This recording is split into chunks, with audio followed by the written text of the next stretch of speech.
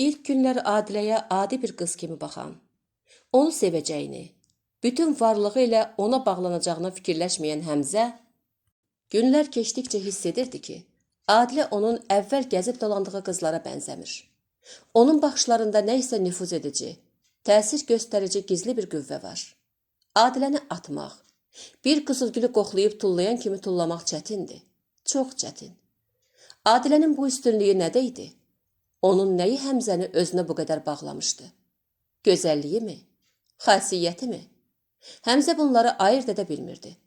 Onun üçün bircə şey aydın idi ki, Adiləni görməyəndə darıxır. Bir yerdə qərar tuta bilmir.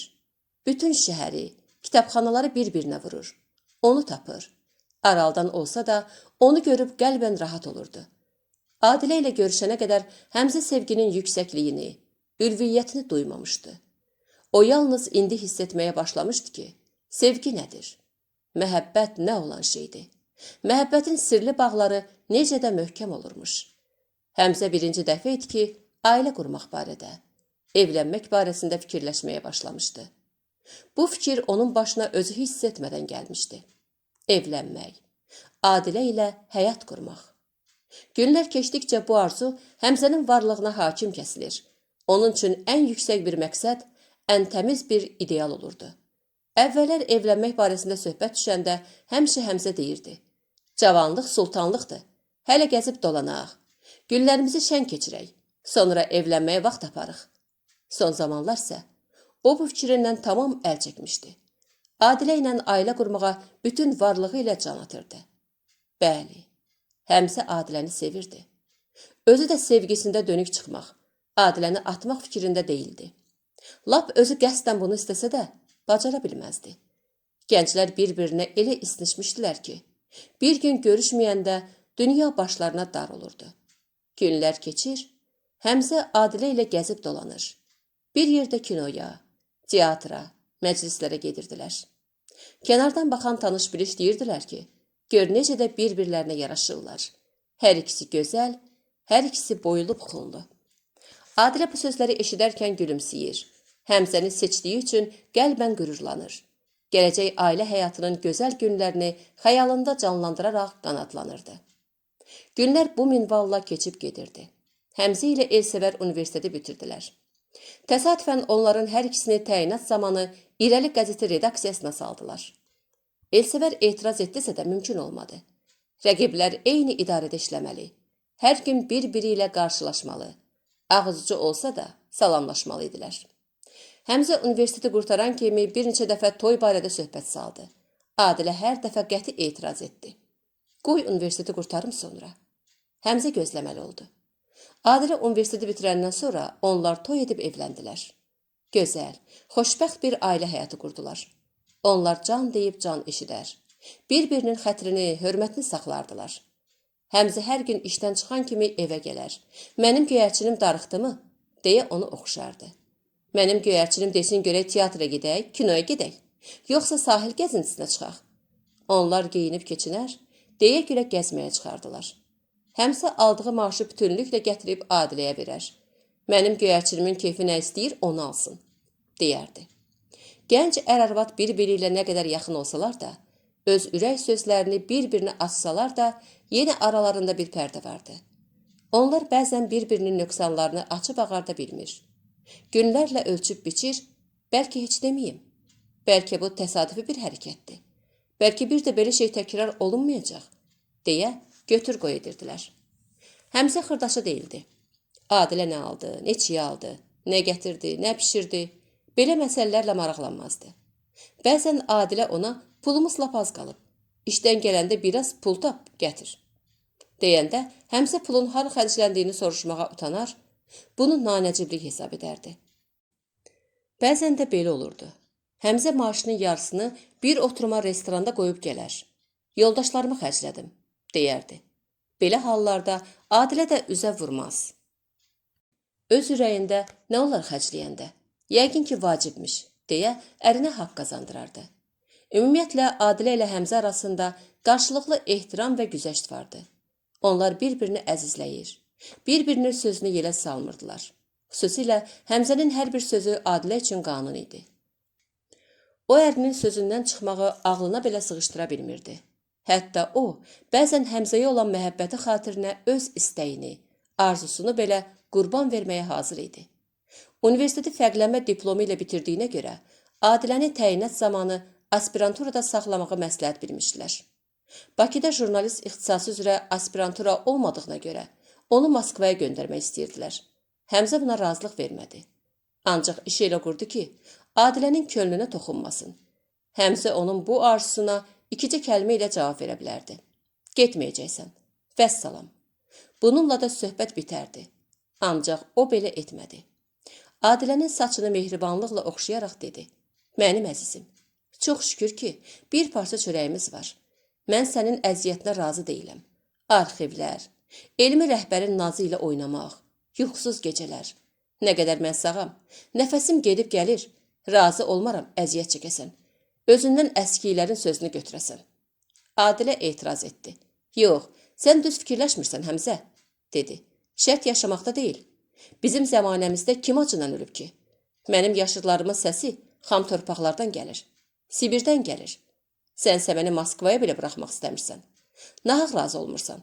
3 il nədir ki? Papağını fırlasan gəlib keçəcək. Həmzə işi belə gördükdə başqa vasitələrə əl atdı. Görünürsən məni sevmirsən. Sözlərin hamısı boğazdan yuxarı imiş. Adilə ilan çalmış kimi diksindi. Nə danışırsan Həmzə? Mən səni bütün varlığımla sevirəm. Məyər Moskvaya getmək səni sevməmək deməkdir? Sənin ürəyin daşdır, dəmirdir ya nədir ki, məni burada qoyub Moskvaya gedirsən? Heç düşünmürsənmi ki, Moskvada olsan, mənim fikrim, zikrim həmişə qalacaq sənin yanında? Heç bir şey yaza bilməyəcəm. Ailə vur, o da belə. Nəhayət Adilə Həmzənin könlünü sındırmamaq üçün aspirantura məsələsindən əl çəkməli oldu. Həmzə Adilənin işləməsinə də icazə vermədi. Axı mən buna necə razı olum? Yorğun arğın işdən gəl, xörək pişir, paltar yu, ev süpür. Yox Adilə, mən rəva görmərəm ki, sən işləyəsən. Rəva görmərəm ki, məndən qat-qat aşağıda duran nadanın biri dəqiqə başı zəngi basıb səni hüzuruna çağırsın. Yerli yersiz danlasın, üstünə qışqırsın. Saatlarla qəbul otağında gözlətsin. Adilə etiraz etdi. Niyə elə danışırsan Həmzə? Bəyəm işləyənlərin hamısını danlayırlar? Əlbəttə danlayırlar. Bir də elə tutalım ki, danlamadılar. Tutalım ki, sənə lap ideal şərait yaratdılar. Səndən nə gizlədim? Ürəyim götürmüş. Şəstəmə sıxışdıra bilmirəm. Evləndiyimiz cəmi 1 ay deyil. Qorxuram dost tanış məni qınasın. Tələsmə. Yanğın deyil, qaça-qaç deyil. Adilə səmimiyyətlə gülümsədi. Atalar demiş, yay var, qış var, nə tələsi iş var. Həmzənin qərarı qəti idi. Adilə nə qədər yalvardı, başına dönüm, qurbanın olum dedisə də, Həmzəni yola gətirə bilmədi. Adilə hələ ümidini üzməmişdi. Fikirləşirdi ki, münasib bir vaxt düşəcək. Həmzə onun işləməsinə razı olacaqdı. Günlər keçirdi. Adilə nə vaxt işləməkdən söhbət salırdısa, Həmzə sənin də başına söz qəhətdi, deyib məsələni yubadırdı. Adilənin isə işləmək həvəsi gündən-günə artırdı. Axı onun ürəyi böyük arzularla, yaxşı bir jurnalist olmaq eşqi ilə, yazıb yaratmaq ehtirası ilə çırpınırdı. O öz qələmi ilə ümumxalq işinə kömək etməyə can atırdı. Çox vaxt Adilə saatlarla oturub öz işi barəsində fikirləşirdi. Budur, Adilə işə girmişdi. Redaktor vacib bir tapşırıq verib onu istehsalata göndərir. Adilə gedir. Adi adamlardan tutmuş müəssisə rəhbərlərinə qədər hamı ilə söhbət edir. Məsələnin əsl mahiyyətini öyrənir. Sonra qayıdıb bir məqalə yazır. Redaktor məqaləni oxuyub bəyənir. Çox sağ ol, yaxşı məsələ qaldırmısan, deyir. Məqalə dərc edilir. Yoldaşları onu tərifləyirlər. Aradan 1 həftə keçmir ki, həmin məsələ barəsində redaksiyaya yerlərdən məktublar gəlir. Adilə xəyal aləmində gülümsəyir, sevinir, qanadlanırdı. Xəyal onu tərk edəndə, özünü tək-tənha bir otaqda, işsiz, gücsüz görəndə isə bədminləşir, ürəyi sıxılır. 4 divar ona zindan kəsilirdi. Məyər mən universiteti evdə oturmaq üçünmü qurtarmışam? Bəs mənim arzularım? Xalqımıza xeyir vermək imkanına malik olduğum halda nə üçün işləməməliyəm? Nə üçün gərəksiz bir şey kimi bir tərəfə atılmalıyam? Əgər mən işləmirəmsə, xeyir vermirəmsə, nə üçün yaşamalıyam? Mənim varlığım, nəfəs almağım, çörək yeməyim, su içməyim kimə lazımdır? Özüməmi? Xeyr. Mən belə can sağlığını istəmirəm. Cəmaat gecə-gündüz çalışır, vuruşur. Bir ayın işini bir həftədə görür. Mən isə 4 divar arasından kənara çıxa bilmirəm. Cəmiyyətdə heç kəs mən adda bir adamın, özü də adi bir adamın yox, jurnalistin yaşadığını bilmir. Axı mən nə vaxta qədər kitablar arasında eşələnəcəm? Nə vaxta qədər Həmzənin gətirib verdiyi materialları işləyəcəm? Yox, yox, elə demə. Yaxşı ki, Həmzə xırtapara idarə işini mənə gördürür. Yoxsa lap ürəyim partlar. Yəqin o da darıxdığımdan xəbərdardır. Deyir ki, qoy başı qarışsın, fikir eləməsin. Həmzə hər dəfə işdən gələndə 5-10 müxbir məktubu gətirib Adiləyə verər və deyərdi. Mənim göyərçinim, bunları oxu. Cavab yazmalısını yaz. İçində bir şey olanını işləyib hazırla. Adilə də başlardı həvəslə işləməyə. O ilə yerli yataqlı cavab yazar. Elə səliqə ilə işləyərdi ki, redaksiyada Həmzədən çox razı qalardılar. Həmzə öz hərəkətlərini əsaslandırmaq üçün münasib məqam düşən kimi arvadına deyirdi. Özündən demək olmasın. Bilirsən ki, ərinin qələminə söz ola bilməz. Yazdığım daşdan keçir. Amma digəl, müxbir məktub işləməyə qətiyyən həvəsim olmur. Əşi, bilmirəm bu nə qaydadır. Axı harda görünüb ki, jurnalist onun bunun cəfəngiyyatını düzəltmək üçün qantərə batsın. Saatlarla onun bunun əvəzinə işləsin. Hər adını ziyalı qoyanın cümlələrini düzəltsin. Özünün gözəl fikirlərini, gül kimi sözlərini versin onun bunun ağzına. Bir də ayılıb görsün ki, ehtiyatını o qədər səxavətlə xərcləyib, sağa sola elə şüləyib ki, axırda özü qalıb sözsüz. Suyu sovrulmuş dəyirman kimi, şirəsi çəkilmiş meyvə kimi. Təsəvvür elə ki, başqasının 2 məktubunu işləyincə yaxşı bir oçek yazaram. Əvvəl-əvvəl radioya verərəm. Üfürərlər efirə. Sonra da öz qəzetimizdə çap elətdirərəm. Hələ bunun ruscaya tərcüməsini demirəm. Bir də görərsən ki, bir oçekdən filan qədər qanarar gəldi. Həmzənin söhbəti hər dəfə pul üstə gələndə Adilə ona etiraz edib deyərdi. Ay Həmzə, sənə neçə dəfə demişəm ki, pul söhbətini ortaya gətirmə. Jurnalist ki yazanda pul barədə fikirləşdi. Gözlərinin qabağını alacağı qanararı tutdu.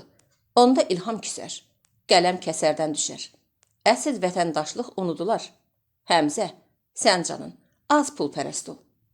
7 yetimlə bir dərədə qalmamışıq. Nə xərcimiz var ki? Sənin qanararınla maaşın bizi bolabol ödəyər. Hələ hər ay anana da xərclik göndərə bilirik. Buna görə də sən gərək hər xırdapara məqalələrdən, reportajlardan ötürü vaxt itirməyəsən. Qanarar dalınca qaçmayasan. Qoy həftədə, 10 gündə, lap ayda bir yazın dərc edilsin. Amma oxuyan desin ki, əhsən. Bax, bunu əsl jurnalist yazıb. Həmzə incik halda Adiləyə deyərdi. Sözündən bu çıxır ki, mən xaltura eləyirəm. Adilə ərinin zil qara saçlarını qarışdırıb mehribanlıqla. Xaltura eləməyinə eləmirsən, deyərdi. Amma xırdaçılığa uyursan, pul dalınca qaçırsan. Həmzə zarafata salardı. Ay pul sevməyən canına mənim o yox dədəm qurban. Bircə gün evdə pul olmayanda mısmırğın yerlə gedir. Gör sənin pulpərəstliyi necə tüğyan edir ki, Allahın yarım litr arağına da pul vermək istəmirsən. Həmzə, sənə səmimi deyirəm. Elə bil içkiyə verdiyim pulu salıb itirirəm. Ay, hay, yaxşı deyiblər ki, zər qədrini zərgər bilər. Arağa sən kişilərin gözü ilə bax. Füzuli demiş. Gir Məcnunun gözünə, bax Leylinin üzünə. Adilə müntəzəm mütaliə edərdi. Həmzənin işlədiyi irəli qəzetini başdan ayağa oxuyar. Hər nömrə barəsində öz qeydlərdə deyərdi. Bu nömrənizin maketi xoşuma gəlmədi. Məncə, filan materialı 2-ci səhifədə versəydiniz, yaxşı olardı. Filan felyetonun sonluğu tapılmamışdı. Filan sərlövhə çox qurudu və s. Adilə Həmzənin ilk oxucusu, həm də redaktoru idi. Həmzə yazdığını ona oxuyub fikrini bilmək istərdi. Adilə ərinin məqalələrində düzəliş aparar. Çox zaman bu düzəlişlər Həmzəni razı salardı. Hər dəfə qəzetdə Həmzənin məqaləsi çıxanda Adilə sevinər. Məqaləni şövqlə oxuyar. Hə, bax bu mənim cümləmdir. Yaxşı ki, bu sözü artırdım. Yoxsa fikir bu qədər qüvvətli olmazdı, deyə öz əməyi ilə fəxr etsə də, belə kiçik təsəllilər onu ovundura bilmirdi. Hərdən onun başına belə bir fikir də gəlirdi. Bəlkə o Həmzənin materiallarını evdə işləməklə onu körləyir. Tənbəl, məsuliyyətsiz olmasına şərait yaradır. Bəlkə bu fikrini Həmzəyə qəti desin. Desin ki, mən nə vaxta qədər sənin yazdıqlarını düzəldəcəm. Məyər mən jurnalist şöbəsini bunun üçünmü bitirmişəm? Sonra tez bu fikirdən daşınardı. Bəs arvad öz ərinə kömək etməməlidir. Redaksiyaya məktub gəlir. Evdən çıxanda başı bərk ağrıdığından Həmzə tramvaya minmədi. Biraz təmiz hava dəysin deyə piyada getdi. Yolun üstündəki qəlyanaltı dükanının qabağından keçəndə elə bir qüvvətli bir əl onu tutub saxladı. Həmzə qəlyanaltının açıq qapısından içəri boylandı. Hə, sasiska da var. Xardalla bəd olmaz. Bir 100 qram vursam, başım düzələr. Bəs iş? Axı o bir neçə gün bundan qabaq məhsul katibə söz verib ki, bir də işə gecikməyəcəkdi. Həmzə tərəddüd etdi. Ancaq tamah iradəyə güc gəldi. Həmzə qəlyanaltıdan çıxanda saat 12-yə az qalmışdı. O indi işə gecikməsinin səbəbi üçün bəhanə axtarırdı. Doğrudan son zamanlar lap ağ eləmişəm. Bu qədər də içmək olar. Dünən gecə gərək içməyəydim, fikirləşdi. Adilənin yerinə başqası olsa, tutar yaxamdan. Deyər ki, ayıb deyil. Cəmaat sənin başına toplaşıb. Evlənməyinin bir ilini təbrik eləməyə gəlib. Sən də evdə tapılmırsan. Doğrudan lap biabırçılıq olub. Yəqin ki, yazıq Adilə qonaqların yanında utanıb yerə girib. Yox, gərək azcım. Ürəyimə də zərərdir. Son zamanlar yazı pozudan da qalmışam. Yaxşı ki, Adilə dadıma çatır. Yoxsa, əgər içməsəm, belə əhvalatlar da baş verməz. Zəhrimar elə şeydi ki, çətini 100 qram vuranacandı. Sonra baş qızışır. Onda ayırırsan ki, 5-6 saatda oturmuşsan. Səhəri də yerdən ölü kimi durursan. Bircə sətir yazmağa da həvəsin olmur. Nəinki yazmağa, heç danışmağa da girdarın çatmır. Olursan, bayat kefli. Ya gərək üstünü düzəldəsən, ya da işin axırınacan qalasan boylana-boylana. O bu fikirlərlə redaksiyaya çatdı. Xoşbəxtlikdən redaktorla katib harasa iclasa getmişdilər. Həmzə içəri girib salam verdi. Otağın sol tərəfində, küncdə ciddi işlə məşğul olan qocaman jurnalist Əziz Sahib onun salamını ağzucu aldı və eynəyinin altından ona tərs-tərs baxdı. Həmzə keçib yerində oturdu.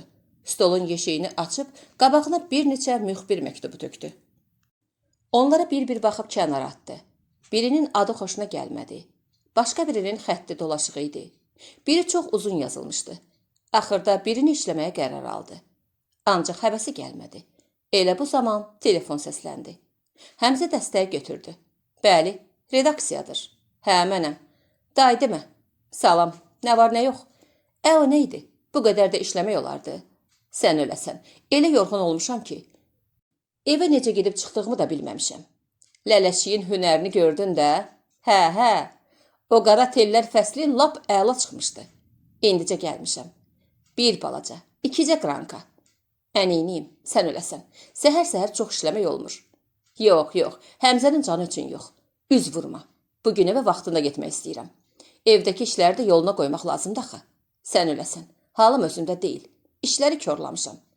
Həmzə danışdıqca Əziz Sahib əsəbləşir, fikrini toplayıb işləyə bilmirdi. Bir söz deməkdən, Həmzəni acılamaqdan güclə özünü saxlayırdı. Həmzə isə sözünü qurtarmaq bilmirdi. Bilirsən nə var? Sən demə, dünən evlənməyimizin 1 ili tamam olurmuş. Qonaqlar gəlib məni gözləyiblər. Məndəki, yox, sən öləsən yox. Gedək bizə, ürəyindən nə keçsə varımdır. Dünəndən tökülüb qalıb. Gözləyirəm ha, gəlməmiş olma. Əziz Sahib hirslə qələmi stolun üstünə atıb ayağa qalxdı. Qara gödək müştüyünə bir siqaret keçirtdi. Əsəbi halda otaqda o tərəf bu tərəfə gəzindi. O addımlarını atdıqca hirslə sümürdüyü siqaretdən çıxan tüstü burula-burula havaya qalxır. Qəribə bir yol açırdı. Həmzə telefonla söhbətini qurtarıb ayağa qalxdı. Əziz Sahibin bütün bu hərəkətlərini hiss etmirmiş kimi ona yaxınlaşaraq. Əziz müəllim, dedi, bədənim tamam süstəlib. Dünən gecə o qədər işləmişəm ki. Əziz Sahib Həmzəyə tərs-tərs baxdı. İşləməkdən bədən süstəlməz. Fikirləş gör neynəmsən? Bu söz Həmzəni bir balaca ayıltdı. O Əzizin gözlərinə baxıb dinmədi. Əzizlə bir yerdə, həm də bir otaqda işlədiyindən onun xasiyyətinə yaxşı bələd idi. Doğrudan da Əziz Sahibin qəribə xasiyyəti vardı. Bəzən o da Həmzəyə qoşular, deyib gülər, onun zarafatlarına, şirin sözlərinə həvəslə qulaq asar. Hə deyib təsdiqlərdi. Bəzən də Əzizin xasiyyəti elə dəyişər, elə tündməcaz olardı ki, o belə vaxtlarda hərdən öz ağzının acısını da Həmzənin üstünə tökər, onu yuyub sərərdi.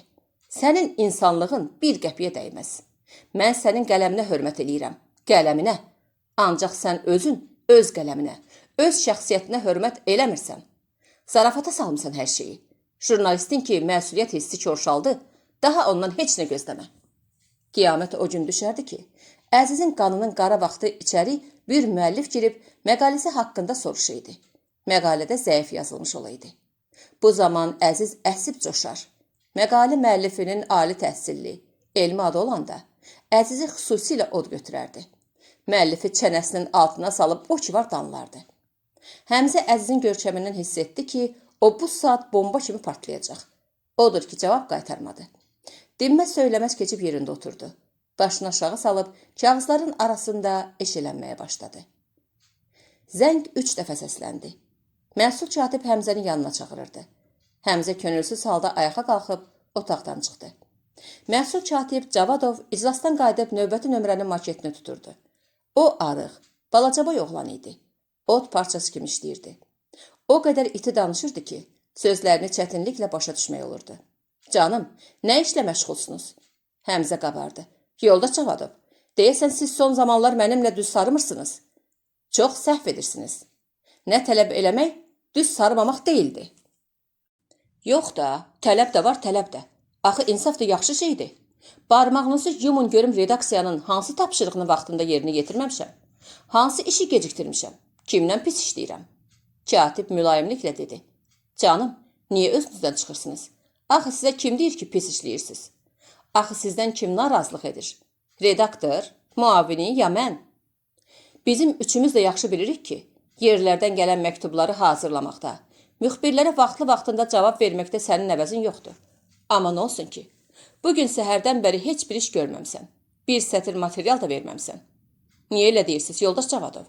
Sizin canınız üçün. Bu gecə düz saat 3-də yatmışam. Mənə nə tapşırmısınızsa, hamısını yerinə getirmişəm. Bəs hanı canım? Bəs hanı? Stolumun üstündə yoxdur. Axı mən hardan bilim sən neynəmsən? Həmzə bu saat deyib çıxdı. Bir dəqiqə keçmədi ki, meşin qovluğunu götürüb qayıtdı. Elsevəri tərifləyib çıxartmışsınız başımıza, deyə qovluğa aça-aça deyindi. Gəlin, çox demirəm. Bircə həftənin hesabını vuraq, görək o neçə material işləyib, mən neçəsini hazırlamışam. O neçəsinə cavab yazıb, mən neçəsinə yazmışam. Təkcə bu gecə kolxoz sədrinin Yüksələn kəndimiz adlı məqaləsini düzəltmişəm. 4 dənə redaksiyaya məktub işləmişəm. 10 məktuba cavab yazmışam. Gəlsin görək o nə iş görüb. Həmzə qovluğundakı məktubları şəslə ortaya tökdü. Gözlərinə inanmadı. Pərt olub qızardı. Çırtma vursaydın qanı damardı. Hirsindən əlləri əsdi. Bu necə ola bilər? Deyə öz-özünə soruşdu. Necə olacaqdı? Bu dəfə Adilə onu pis vəziyyətdə qoymuşdu. Biabır eləmişdi. Tapşırıqlarını yerinə yetirməmişdi. Cavadov Həmzənin pərtliyinin səbəbini bilməsə də, daha niyə qanını qaraldırsan? Dedi. Görünür yadından çıxıb evdə qalıb. Həmzə vəziyyətdən çıxış yolu tapmış kimi dedi. Hə, yadıma düşdü. Axşam arvada dedim ki, işlədiyim məqalələri götür papkaya qoy. Görünür yadından çıxıb. Cavadov istədi soruşsun ki, ax sən deyirdin gecə saat 3-ə qədər işləmişəm. Əgər beləsə, bəs axşamdan qovluğuna qoydurmaq istədiyin nə idi? Amma yenə özünü saxladı. Məsələni ağartmaq istəmədi. Axı doğrudan da Həmzə çox zaman materialları evdə işləyib gətirərdi. Özü də bu materiallar çox səlis və dolğun olardı.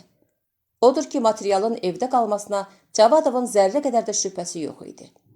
Həmzə isə ürəyində Adiləni danlayırdı. O Cavadovun otağından çox bikef çıxdı. Qaşqabağını sallamış halda keçib yerində oturdu. Bayaq işləmək istədiyi məktubu bir də oxudu. Bunun da faktı yoxdur, deyə həmişə stolun üstündə olan Kazbek qutusundan bir papiros götürüb damağına aldı. Dərin bir nəfəs vurub stula yayıldı. Başını dala əyərək, gözlərini tavanın bir nöqtəsinə zilləyib, tüstünü buraxmağa başladı. Tüstü burula-burula qalxdıqca, onun xəyalı da dumanlanırdı. Dünən gecə Adilə ilə evləndiyinin 1-ci ilinin gecəsi, restoranda keçirdiyi xoş dəqiqələr gözləri önündən gəlib keçirdi. Restoran, musiqi səsləri. Qaragöz bir qız nazlana-nazlana qara tellər oxuyur. Həmzə onu oğrun-oğrun süzür. Deyəsən qız da onun könlündən keçəni hiss eləyir. Əgər belə olmasa, o da hərdən bir Həmzəyə baxıb qara gözlərini süzdürməzdi. Həmzə yanındakı dostuna göz vuraraq, qara telləri yerindən oynatmışam, deyir. Yoldaşı da irişib, xoşbəxtsən vallah, əlindən heç kəs qurtara bilmir, deyə Həmzəni qızışdırır. Badələr bir-bir dolub boşalır. Dostların gözləri par-par yanır, yanaqları qızarır. Budur. Həmzə qoltuq cibindəki dəftərçədən bir vərəq cırıb yazır. Xanım qız, sizin məlahətli səsiniz ağlımı başımdan almışdı. Əfsunlu baxışlarınız məni dəli divanə eləmişdi. Əgər razılıq versəniz, bu gecə sizi evinizə ötürürəm. Sizin əsiriniz. Həmzə xörəkpaylarını yanına çağırıb məktubu ona verir və qulağına pıçıldayır. Qara tellərə, usta tərpən, hürküdərsən. Xörəkpaylayan uşaqsan, deyib çalğıçlara yan alır. Bir qədər çəkmir ki, xanəndə qızın odlu baxışları yeni Həmzənin baxışları ilə qarşılaşır.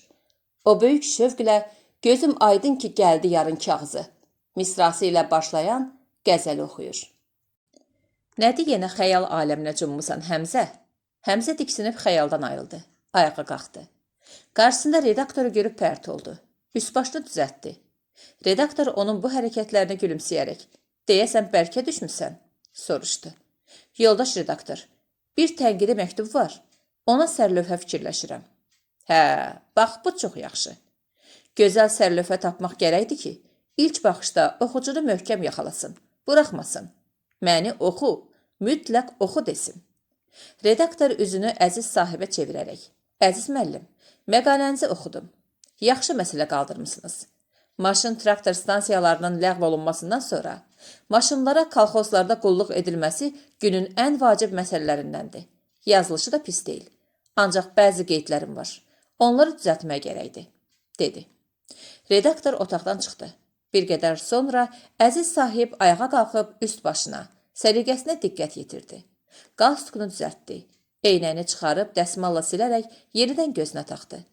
Gümüşü tellərini barmaqları ilə bir-iki dəfə daraqlayıb yaşına uyğun olmayan iti addımlarla redaktorun dalınca getdi. Həmzə dediyi sözə peşman olmuşdu. Bilmirəm o söz hardan ağlıma gəldi. Birdən həmin məktubu istəsə, yaxud məzmununu soruşsa nə deyərəm? Başıma nə iş gəlsə, dilimin ucbatından gələcək.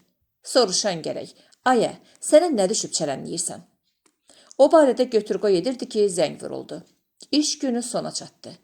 Bu dəfə də yaxşı qurtardım, deyib kağızları stolun üstündən yığışdırdı.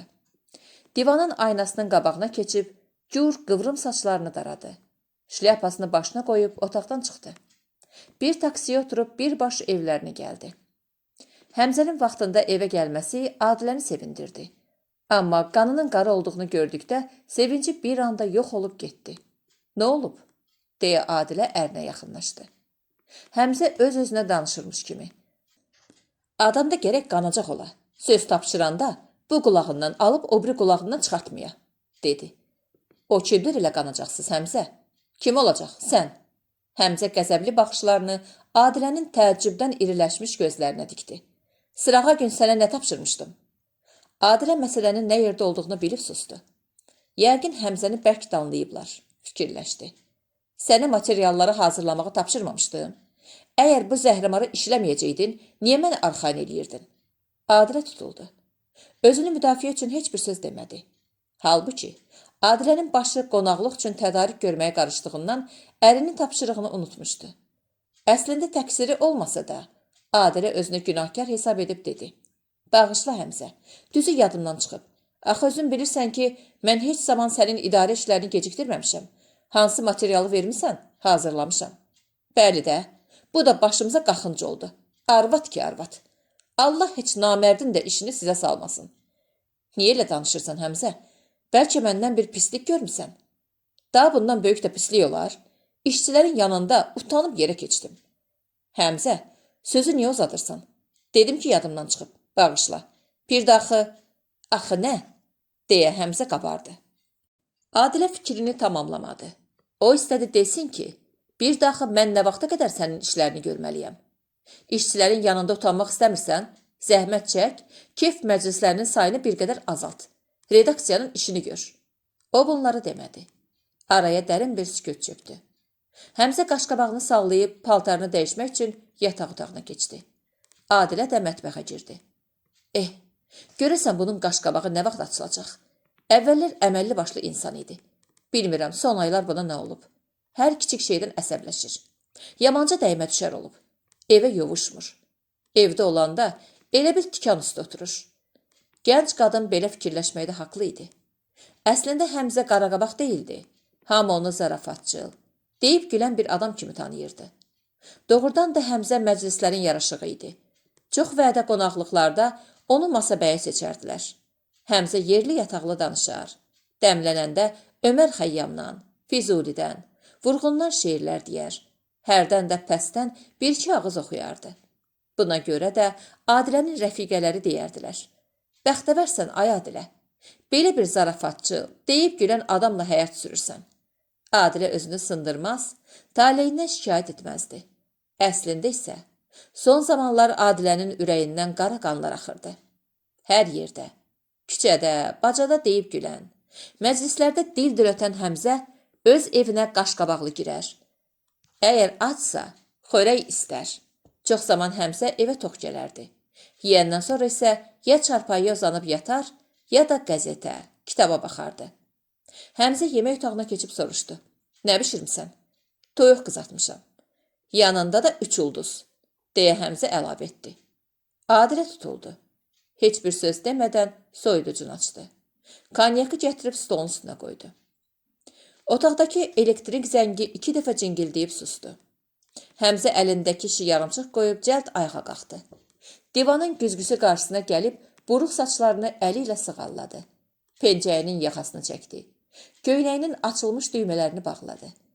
Həmzə içəri girəndə redaktor o qədər ciddi məşğul idi ki, onun yaxınlaşdığını, gəlib stolun qabağında dayandığını hiss etmədi. Həmzə gözücü redaktorun stolunun üstünə baxdı.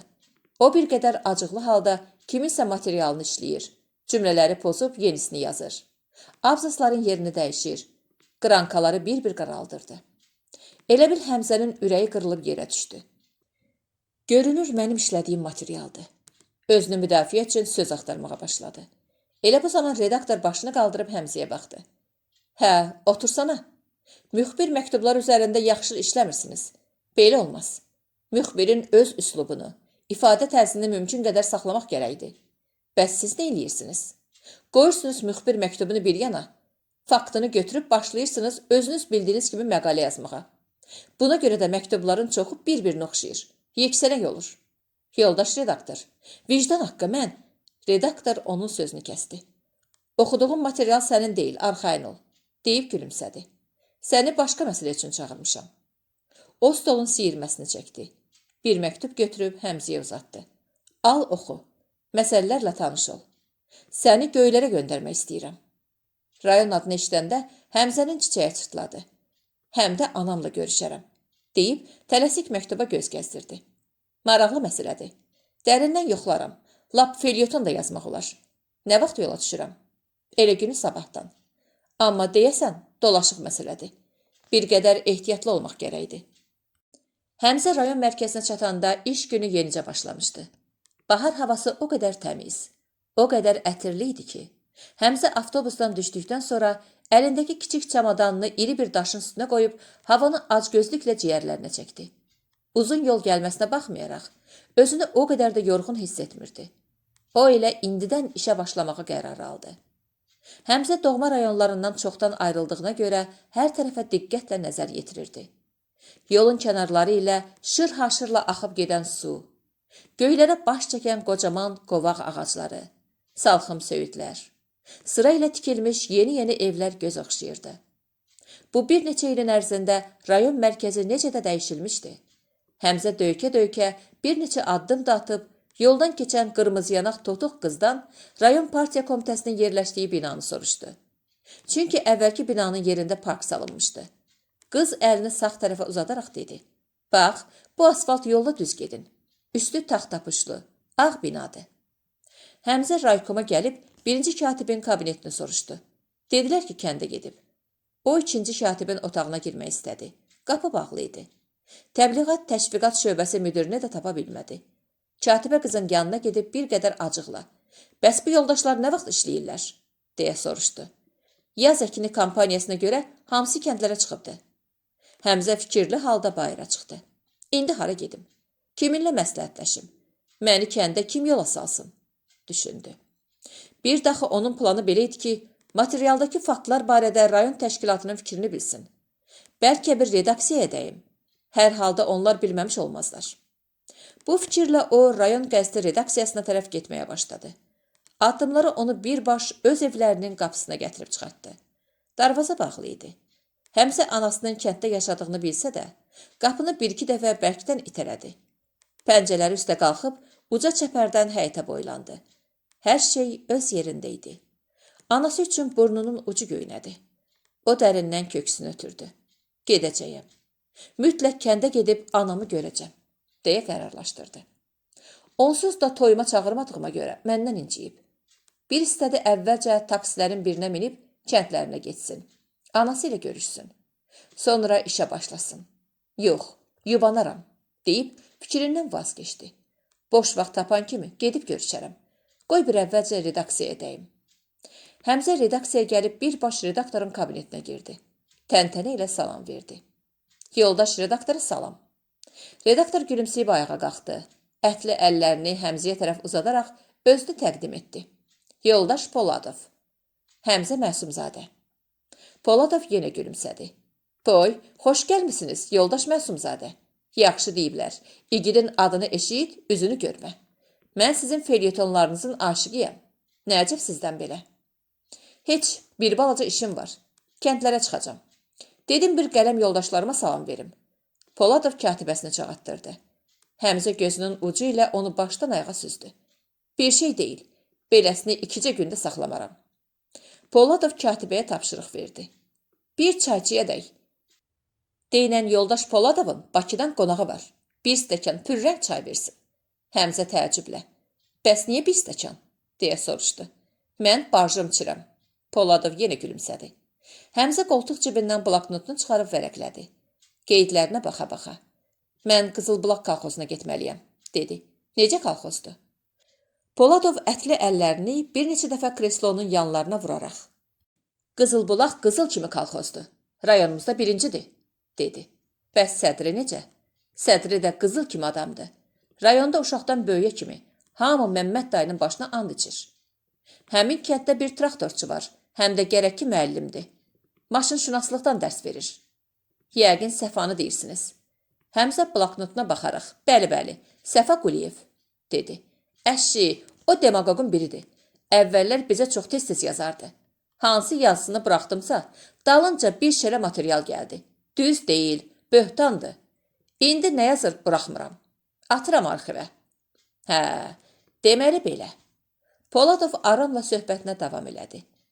Düzü heç mən məsləhət görməzdim ki, elə demagogun cızmaq arasından ötürü sizin kimi bir jurnalist vaxtını itirsin.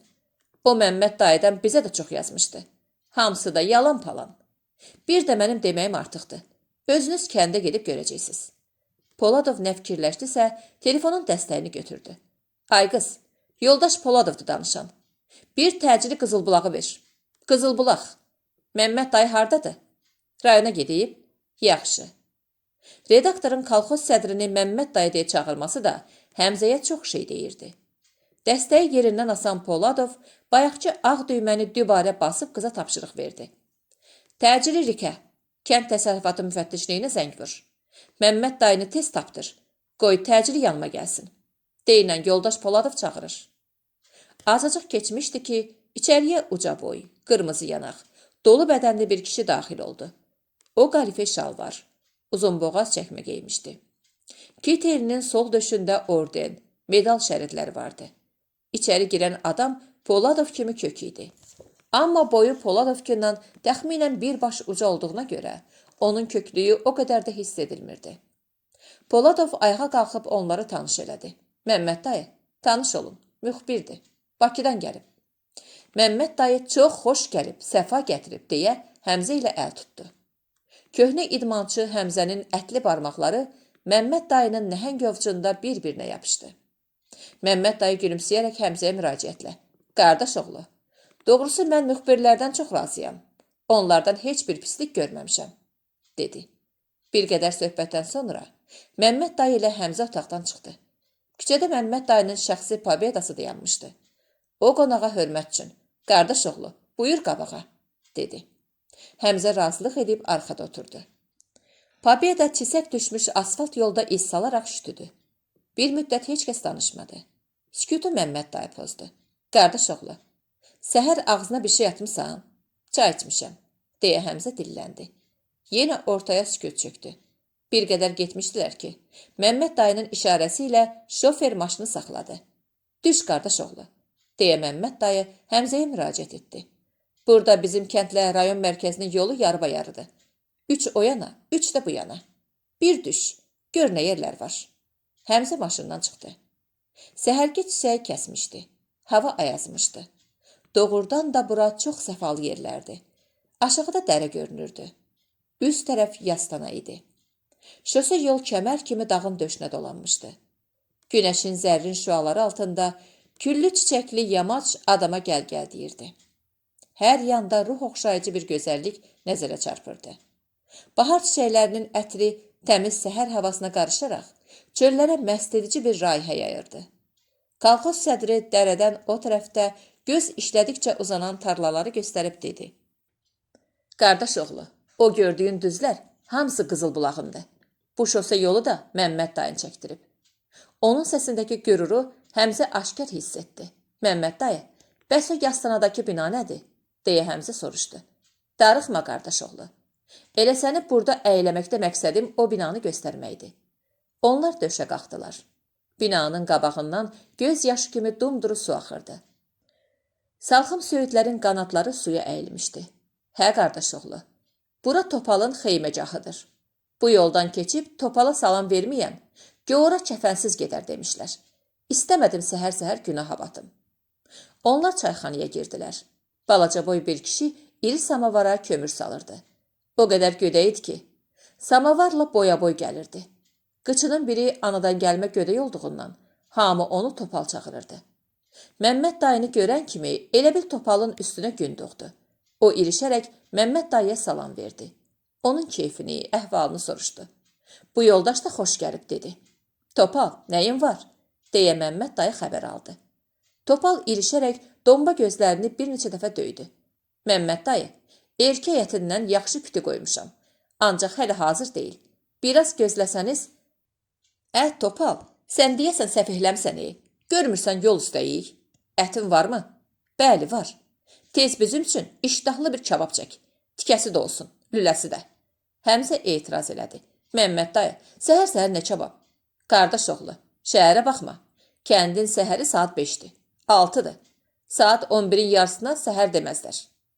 Topal, hələ durmusan. Topal kabab çəkmək üçün mətbəxə cumdu. O yerimir, hoppanırdı. Azacıq keçmiş, həyətdə manqal üstə pişən kababın iyi ətrafa yayıldı. Bəh, varam bu kababın ətrinə, deyə Məmməd dayı şövqlə danışmağa başladı. Canın üçün qardaş oğlu, səni bilmirəm. Mən özüm kababdan başqa nə yesəm, elə bil ağzıma heç bir şey almamışam. Kabab xörəklərin şahıdır, deyə Həmzə onun sözünə qüvvət verdi. Çox düz buyurursan qardaş oğlu, sözünün qüvvəti. Bu yaxınlarda şoferimdə Bakıya getmişdim. Qabaqcılılar müşavirəsinə. Girdim restorana ki, toqqanın altın bərkidim. Abacı, kabab var? Yoxdur. Piti var? Vardı qurtarıb. Bəs nə yeyəcəyik? Canım üçün qardaş oğlu. Elə qəribə adlar sadaladı ki, heç yuxumda da eşitməmişəm. Bifşteyk, bistroqan, antrikot, nə bilim, daha nə? Dedim abacı, bizim bəslədiyimiz erkəklərin ətindən andır-mandır bişirməyin. İsbatlı bir şey bişirin. Həm adını bilək, həm də dadını. Həmzə uğundu. Əlini əlinə vuraraq soruşdu. Bəs bir şey yemədiniz? Yox canın üçün. Oradan çıxdıq. Soraqlaşa 5 mərtəbənin yanındakı yeməkxanada kabab tapıb adama 5-6 pors həzm rabidən keçirtdik. Məmməd dayı, sütül olsun yoxsa qurudum? Deyə Topal başını içəri saldı. Kabab qanlı, igid canlı deyiblər. Tez elə görək. Kabab gəldi. Göy-göyərti, şoraba xiyar stolun üstünə düzüldü. Məmməd dayı nərildədi. Topal, bəs arağın anı? Topal piştaxtanın altından bir badamlı çıxarıb stolun üstünə qoydu. Məmməd dayı narazılıqla. Topal, vallah səhv eləmisən. Bu badamlı nə də? Topal gözlərindən güldü. Üstünə baxma qağa, elə sən deyəndir. Butulkanı açıb stəkanlara araq süzdülər. Həmzə əvvəlcə içmək istəmədi. Məmməd dayı üz vurdu. Yaxşı, sizin xətrinizə bir 100 qram, deyib stəkanı qaldırdı. Topal elə bir ucdan bişirib gətirir, onlar da isti-isti ötürürdülər. Həmzə daha içməyə də etiraz eləmirdi deyəsən. Topalın badamlısı ona ləzzət vermişdi. Məmməd dayı Topalı səslədi. O badamlıdan birini də ver görək. Topal birini də gətirdi. Məmməd dayı soruşdu. Topal, bu nə kələkdir? Bu şişələri niyə maskiravat eləyirsən? Vallah Məmməd qağa, düzünü deyim, Quliyevdən qorxuram. 2-3 gün bundan qabaq qalxıb gəlib ki, Topal, eşitmişəm araq satırsan. Kolxozçuları körləyirsən. Yaz əkin kampaniyasına pəl vurursan. Əgər yığışdırmasan, karikaturanı vuracam divar qəzetinə. Özünün də işdən çıxmaq məsələni qaldıracam. Hansı Quliyev? Səfanı deyirsən? Həmzə Səfanın adını eşidən kimi ayıldı. Söhbəti diqqətlə dinlədi. Topal yazıq-yazıq zarıyırdı. Bilirsən ki, bir çətən külfətim var. Neyniyim qağa? Qorxuram. Məmməd dayı Həmzəyə üzünü tutaraq. Qardaş oğlu, dedi. Kəndimizdə bir müəllim var.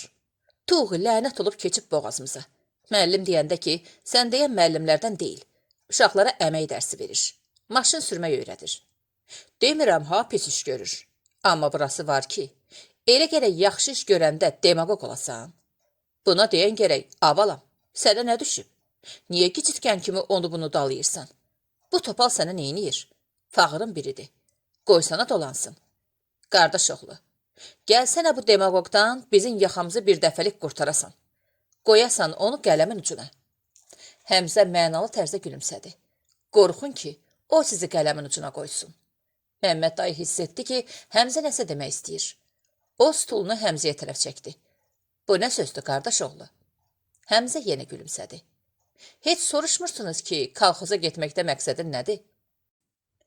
Məsləşən Həmzə Səfanın ondan material verdiyini və özünün də həmin materialı yoxlamaq üçün rayona gəldiyini söylədi. Məmməd dayını od götürdü. O elə bir nəhəri çəkdi ki, az qaldı çayxana tərpənsin. Arvat yosunlu köpək oğlu, sənin başına bir oynaçım ki.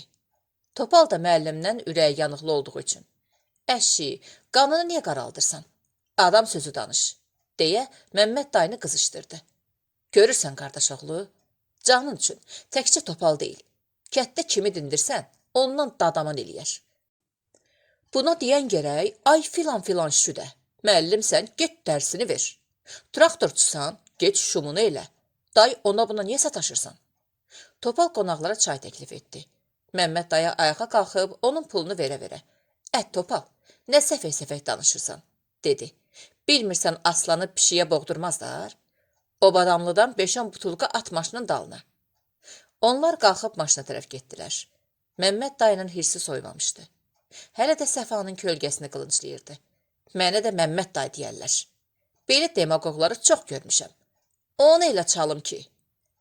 Həmzə Məmməd dayının sözlərini anlayacaq vəziyyətdə deyildi. Maşın daşlı kəsəkli kənd yolu ilə irəlilədikcə Həmzə mürcü vururdu. Kəndə girəndə şofer soruşdu. Məmməd dayı, hara sürüm? Evə. Həmzə aylanda gördü ki, yumuşaq yorğan döşəkdədir. O gərnəşib yerindən qalxdı. Başı bərk ağrıyırdı. Elə bu zaman Məmməd dayı içəri girdi. Hə, qardaş oğlu, yaman yatmısan ha. Bilirəm, başın ağrıyır. Elə mən də sən gündəyəm. Əl-üzünü yul, xörək hazırdır. Bir balaca paxmel eləyək.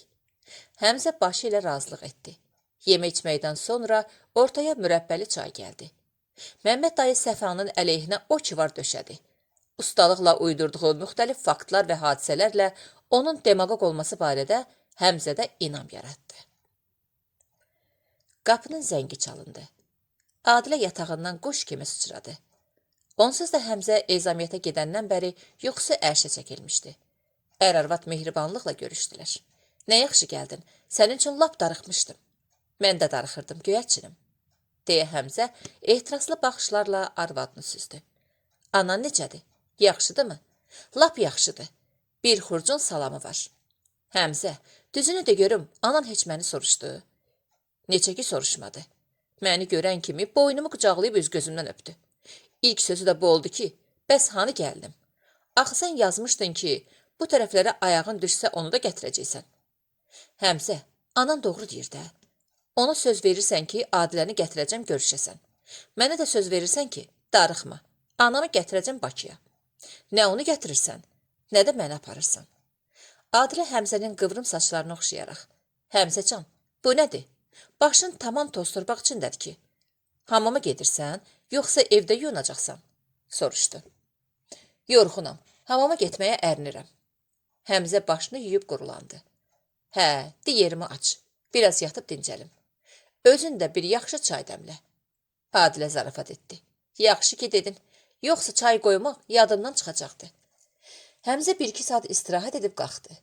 Adilə onun paltarlarını ütləyib hazırlamışdı. Ər-arvad şirin söhbət eləyə-eləyə çay içdilər. Həmzə qovluğunu götürüb otaqdan çıxarkən nəsə fikirləşib geri döndü. Qoltuq cibindən bir dəstə pul çıxarıb Adiləyə verdi.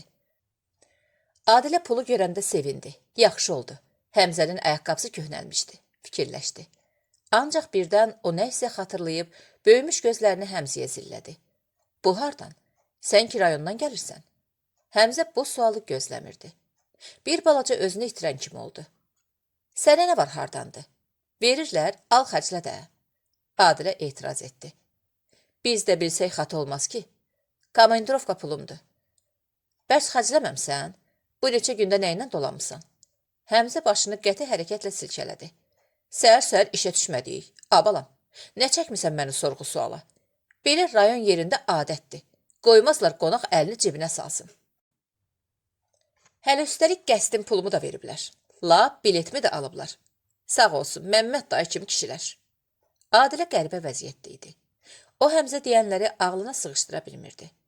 Çünki Həmzə bundan əvvəlki ezamiyyətlərindən həmişə cibi boş qayıtmışdı. Deməli, başqaları qəstin pulunu da verdi, biletini də aldı. Hər gündə yedirib içirtdi, sən də dinmədin. Bunların hamısına razı oldun, eləmi? Razı olmayanda durub cəmaatla güləşməyəcəkdim ki. Güləşərdim, lap o tərəfə də keçərdim. Deyərdim ki, zəhmət çəkməyin. Hökumət mənə pul verib, mən də onu xərcləməliyəm. Onun bunun qəpik quruşuna qalmamışam. Adilənin sözləri Həmzəyə qəribə göründü. Belə düşündü ki, o nəyi isə çaşbaş salır, anlamır. Odur ki, Həmzəni gülmək tutdu. Adilə onun gülüşündəki istehsanı hiss etdi. Sən gülürsən? Adilənin əlləri titrədi. Pul yerə səpələndi. Həmzə əyilib pulları yığışdıra-yığışdıra fikirləşdi. Mənə deyən gərək, ay səfi, puldur, gətirmisən, qoy əmanət kassasına. Kitabçasını da at idarəyə. Lazım olanda götür xərclə. Sənə nə düşüb ki, öz boğazından kəsib arvada pul verəsən, həm də cəncələ düşəsən. Həmzə pulları yığışdırıb dikəldi. Əlini qoltuq cibinə apararkən Adilənin sərt baxışları ilə qarşılaşdı. Bu baxışlar od saçırdı. Sanki onun qığılcımları bu saat Həmzənin üstünə sıçrayıb onu yandıracaqdı. O Adilənin belə baxışlarını ilk dəfə görürdü.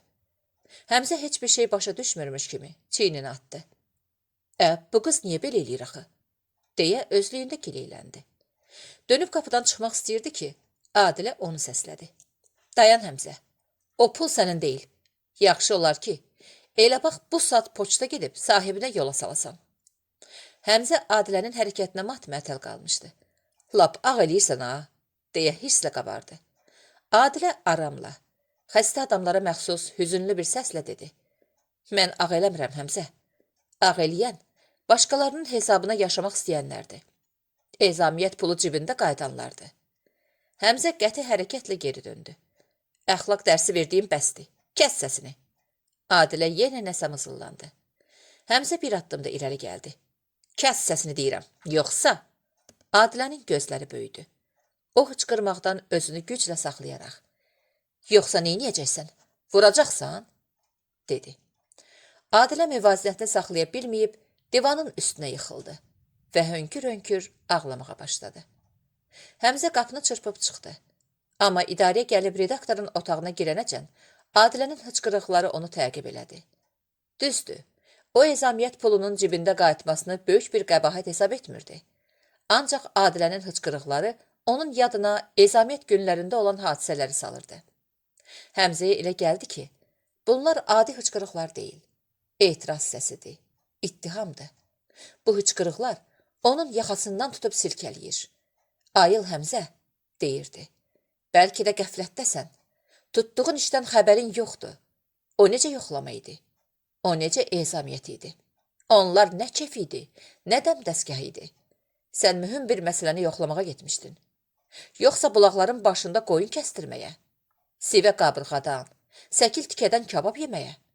Sən nə etdin Həmzə? Başa düşürsənmi? Sənin bu hərəkətin bağışlanmazdı. Heç ayıb deyildimi?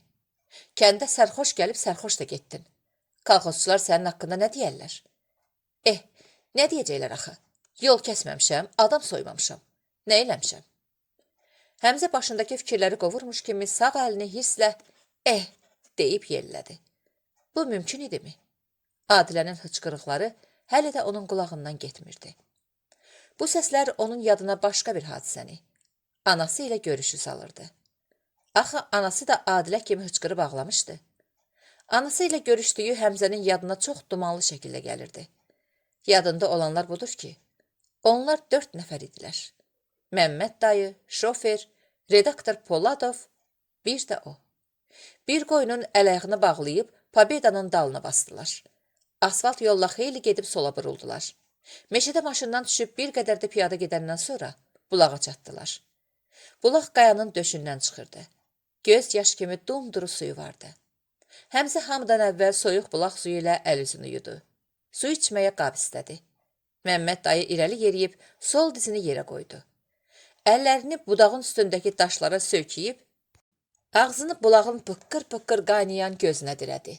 Doyunca sümürüb ayağa qalxdı. Xay, deyib dizinin tozunu çırpdı. Sonra Həmzəyə tərəf dönərək, qardaş oğlu, bunun ləzzəti ayrıdır. Bir dizini yerə qoy, dedi. Həmzə də dizini yerə qoyub sərin bulaq suyundan doyunca içdi. Poladov isə etiraz edib dedi.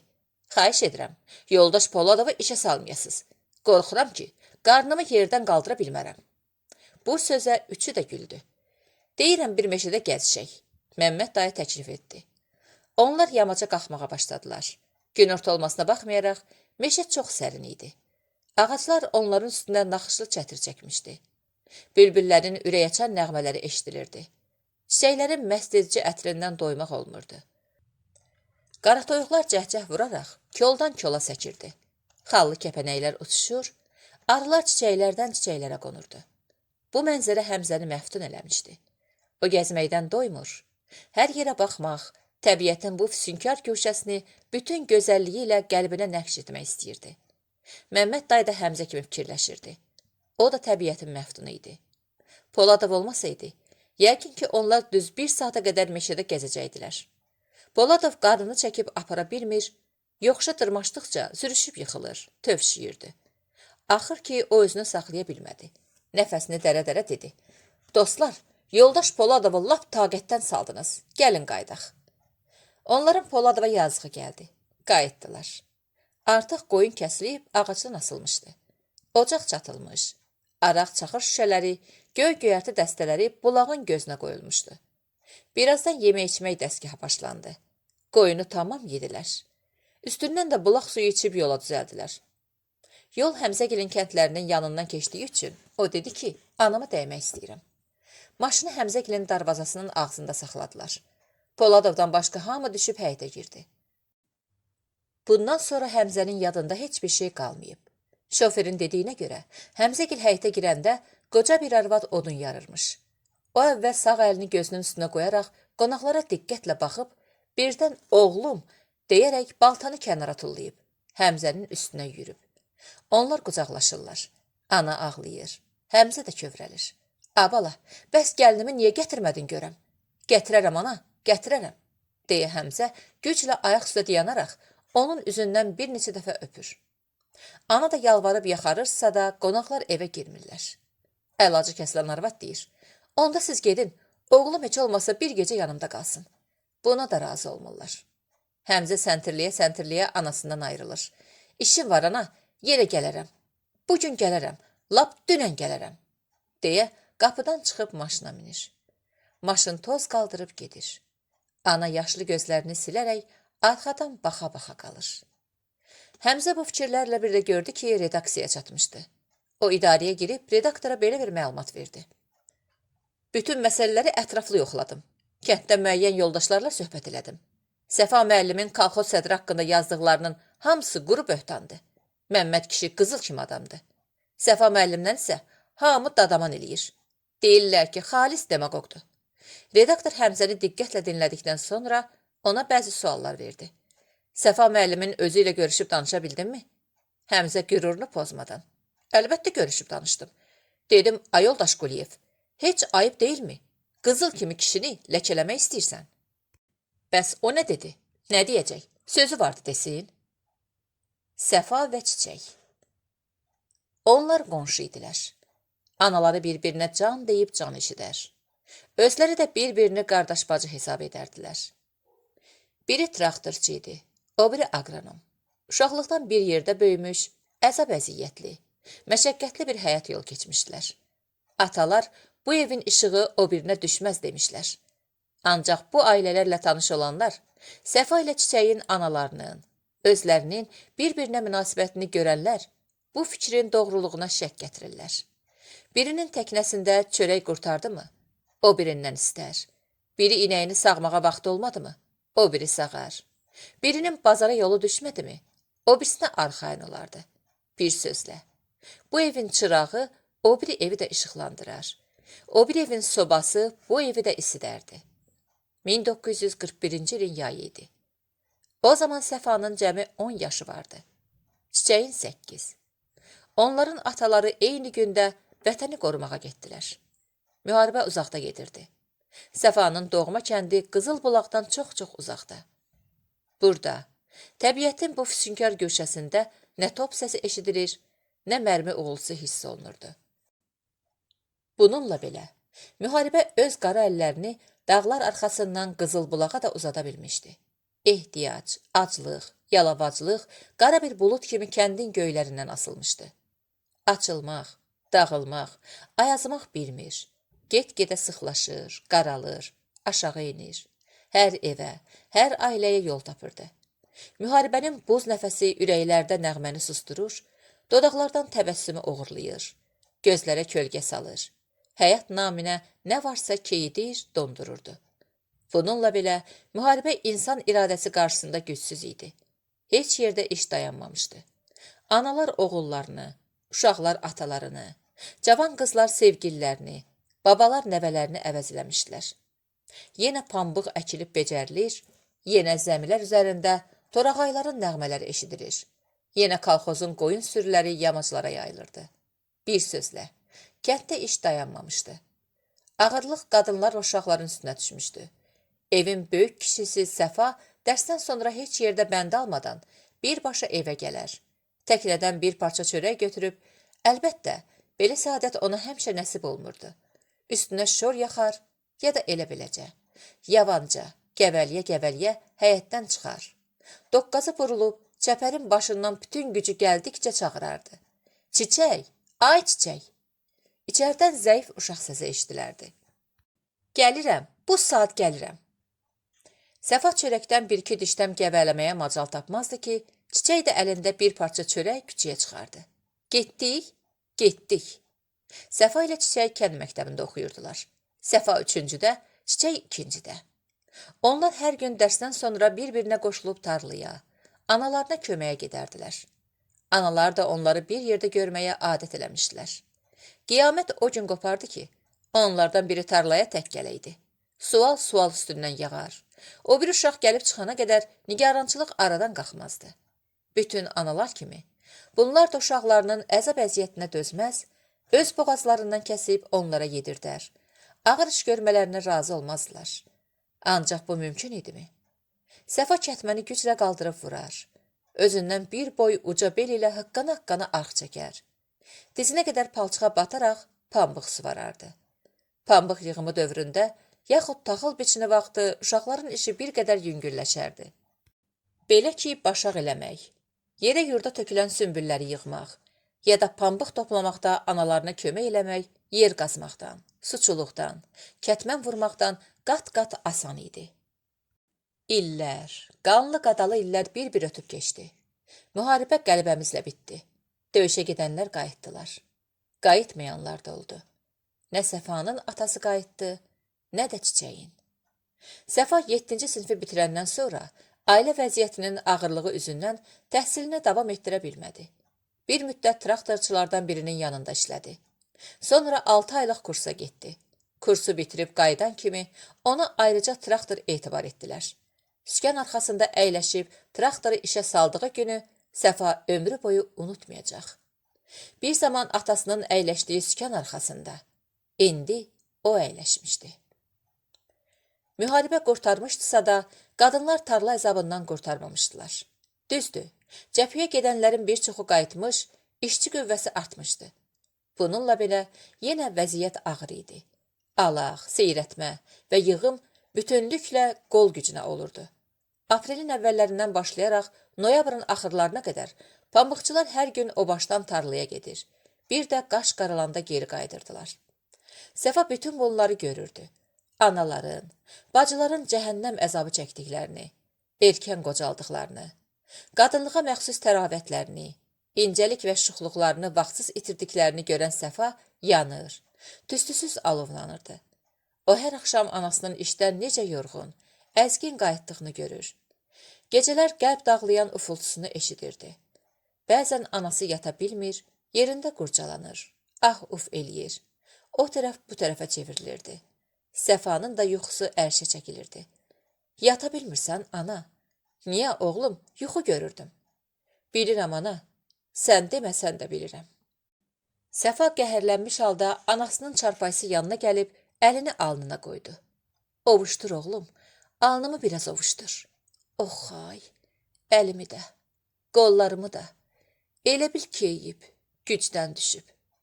Ana, can ana, haran ağrıyır, ana? Soruş ki, haran ağrımır. Hər yerim ağrıyır, oğlum. Bütün bədənim gizildiyir. Bütün əzalarım zoqquldayır. Hələ mən biraz yaşlıyam.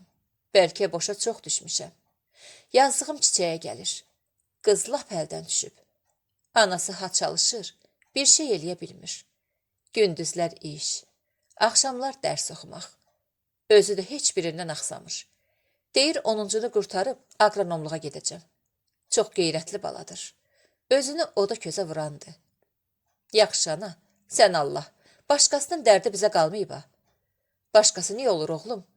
Elə bilirsən görmürəm, hiss eləmirəm. Yaxşı qızdı. Lap körpəlikdən ürəyimə yatıb.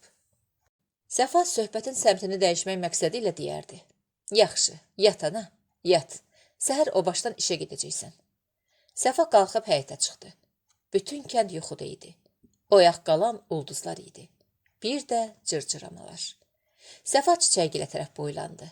Nə səs, nə səmir. Yəqin yatıblar.